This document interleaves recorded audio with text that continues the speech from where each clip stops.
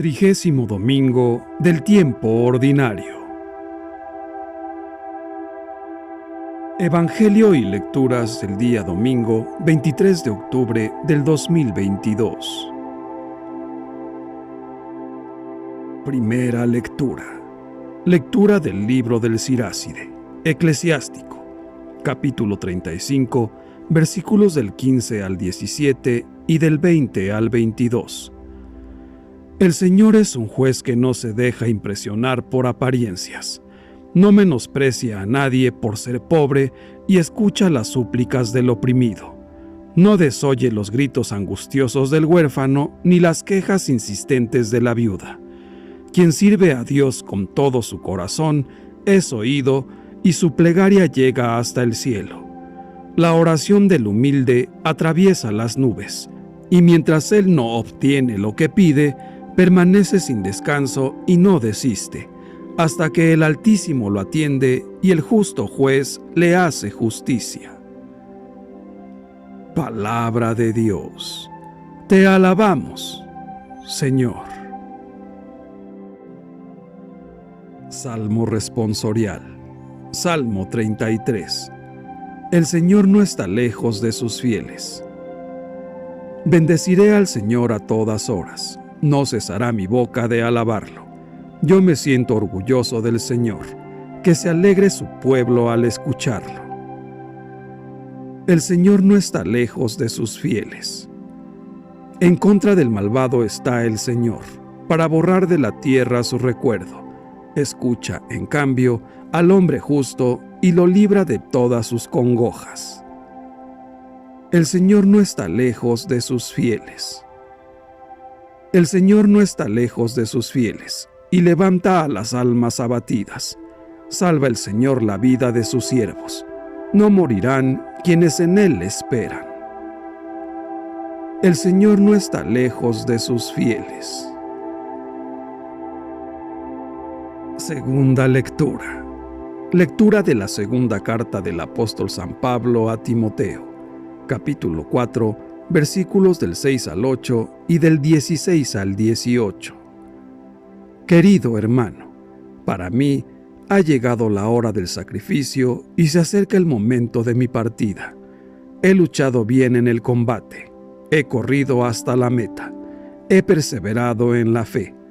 Ahora solo espero la corona merecida, con la que el Señor, justo juez, me premiará en aquel día, y no solamente a mí, sino a todos aquellos que esperan con amor su glorioso advenimiento. La primera vez que me defendí ante el tribunal, nadie me ayudó. Todos me abandonaron. Que no se les tome en cuenta.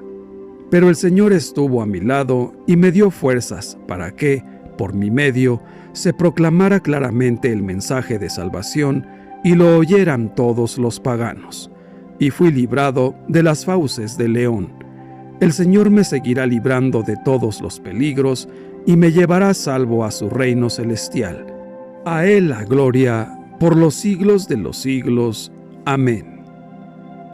Palabra de Dios. Te alabamos, Señor. Evangelio. Lectura del Santo Evangelio según San Lucas, capítulo 18, versículos del 9 al 14. En aquel tiempo, Jesús dijo esta parábola sobre algunos que se tenían por justos y despreciaban a los demás. 2 hombres subieron al templo para orar. Uno era fariseo y el otro publicano. El fariseo, erguido, oraba así en su interior: Dios mío, te doy gracias porque no soy como los demás hombres, ladrones, injustos y adúlteros. Tampoco soy como ese publicano. Ayuno 2 veces por semana y pago el diezmo de todas mis ganancias. El publicano, en cambio, se quedó lejos y no se atrevía a levantar los ojos al cielo.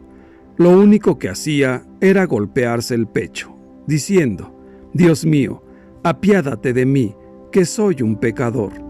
Pues bien, yo les aseguro que éste bajó a su casa justificado y aquel no, porque todo el que se enaltece será humillado, y el que se humilla será enaltecido.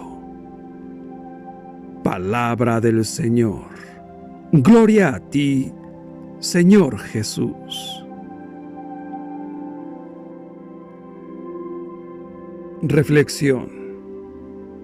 Con esta parábola del fariseo y del publicano, Jesús quiere enseñarnos cuál es la actitud correcta para orar e invocar la misericordia de nuestro Padre Todopoderoso, y también el cómo se debe orar. Ambos protagonistas, el fariseo y el publicano, suben al templo para orar, pero actúan de formas muy distintas, obteniendo resultados opuestos. El fariseo ora de pie y utiliza muchas palabras. Su oración pretende ser una oración de acción de gracias dirigida a Dios, pero en realidad es una exhibición de sus propios méritos, con sentido de superioridad hacia los demás hombres, a los que califica como ladrones, injustos y adúlteros, tomando como ejemplo al otro que estaba allí, al publicano. Pero precisamente aquí está el problema. Ese fariseo pretende saber que ora a Dios, pero en realidad se vanagloria a sí mismo. En lugar de tener ante sus ojos al Señor, parece tener un espejo. El fariseo, encontrándose incluso en el templo, no siente la necesidad de postrarse ante la majestad de Dios. Está de pie, se siente seguro, casi como si fuese el dueño del lugar. Él enumera las buenas obras que ha realizado, ayuna 2 veces por semana y paga el diezmo de todo lo que posee. En definitiva, más que orar, el fariseo se complace de la propia observancia de los mandatos establecidos por la autoridad. Pero sus actitudes y sus palabras están lejos del modo de obrar y de hablar de Dios, que ama a todos los hombres y no desprecia a los pecadores. Al contrario, ese fariseo desprecia a los pecadores, incluso cuando señala al publicano que está allí en el templo. Con esto, el fariseo que se considera justo descuida el mandamiento más importante, el amor a Dios y al prójimo. El fariseo no sabe lo que es orar, no reconoce la grandeza de Dios ni confiesa su propia pequeñez. Busca a Dios para enumerar ante Él sus buenas obras y despreciar a los demás. Tras su aparente piedad, se esconde una oración vana. Este hombre no necesita a Dios, no le pide nada, se basta a sí mismo. El fariseo se puso en camino hacia el templo, está seguro de sí, pero no se da cuenta de haber extraviado el camino de su corazón. El publicano, en cambio, se presenta en el templo con espíritu humilde y arrepentido, manteniéndose a distancia. No se atrevía ni a alzar los ojos al cielo, sino que se golpeaba el pecho. Su oración es muy breve, no es tan larga como la del fariseo. El publicano oraba así: «Oh Dios, ten compasión de mí, que soy un pecador». Su oración es muy pequeña, pero muy hermosa, porque reconoce con humildad que es un pecador. En efecto, los recaudadores de impuestos, llamados precisamente publicanos, eran considerados personas impuras, sometidas a los dominadores extranjeros. Eran mal vistos por la gente y en general se les asociaba con los pecadores. La parábola enseña que se es justo o pecador no por pertenencia social, sino por el modo de relacionarse con Dios y por el modo de relacionarse con los hermanos. Los gestos de penitencia y las pocas y sencillas palabras del publicano dan testimonio de su conciencia acerca de su mísera condición. Su oración es contundente, porque se comporta como alguien humilde, seguro de ser solo un pecador necesitado de piedad. Este hombre sabe que no puede vanagloriarse, no tiene nada que ofrecer a Dios, pero sí mucho que recibir de Él, su perdón y su misericordia. En su oración hay autenticidad. Este hombre es pecador, pero está en el camino de la verdad al mostrarse con humildad ante Dios. Si el fariseo no pedía nada, era porque pensaba que ya lo tenía todo. Sin embargo, el publicano solo puede pedir la misericordia de Dios y se presenta con las manos vacías, con el corazón desnudo y reconociéndose pecador. El publicano nos muestra a todos nosotros la condición necesaria para recibir el perdón del Señor. Al final, precisamente él, así despreciado, se convierte en imagen del verdadero creyente. Jesús concluye la parábola con una sentencia: pues bien, yo les aseguro que éste bajó a su casa justificado y aquel no, porque todo el que se enaltece será humillado, y el que se humilla será enaltecido. De estos dos, ¿quién es el corrupto?